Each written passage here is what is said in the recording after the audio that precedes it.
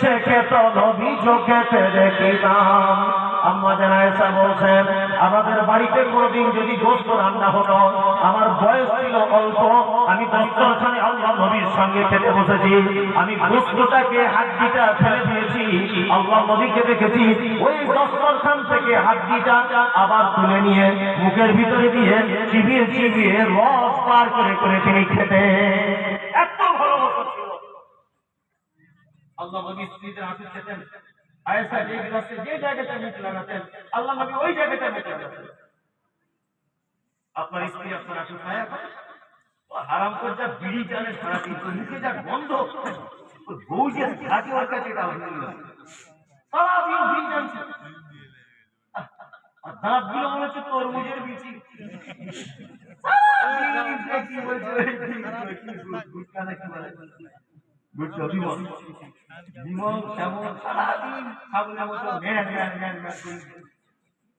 ওদের জন্য রাস্তাঘাটে হাঁটার মতো। আপনি ট্রেনে যাবেন একটু বাথরুমে, সেখানে যাওয়ার মতো। আপনি যান মালদা কোন হসপিটালে বাথরুমে যান, ঢোকার মতো। সারাদিন ওই ছাগলের মতো করি। আপনার স্ত্রী আপনার হাতে খাবে, ওই খাওয়ার ইচ্ছা থাকলে আরো আমি কিছু লোক দেখেছি, যেগুলো আপনাদের মালদাতে আছে কি জানি না, ফজর আজান হচ্ছে মসজিদে,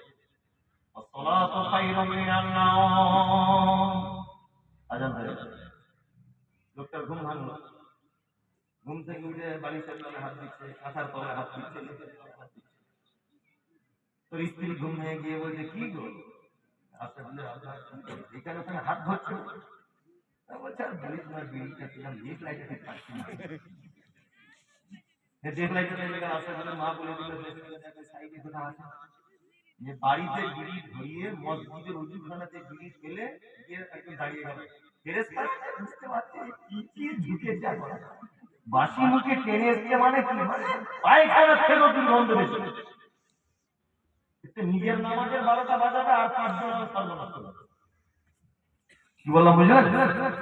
এরকম লোক আছে, অথচ উচিত ছিল কি উচিত ছিল, ফজর উঠেছে বাবা ভালো ফ্রেশ হও, মিসওয়াক করতে করতে করতে করতে হেঁটে হেঁটে মসজিদে যাও, তো মিসওয়াক বাদ দিয়ে একদম ব্রেকফাস্টে বিড়ি। কি বললাম? ব্রেকফাস্টে মানে পৃথিবীতে এই খাদ্যটার থেকে নোংরা খাদ্য আর কিছু নেই।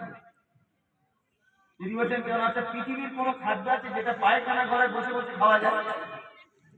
আচ্ছা একটা খাদ্য মানুষ খায় আর বাথরুমে পায়খানা ঘরে টয়লেটে গিয়ে বিড়ি খায়। আস্তাগফিরুল্লাহ, আল্লাহ তুমি এদেরকে বাঁচাও। আল্লাহ নবী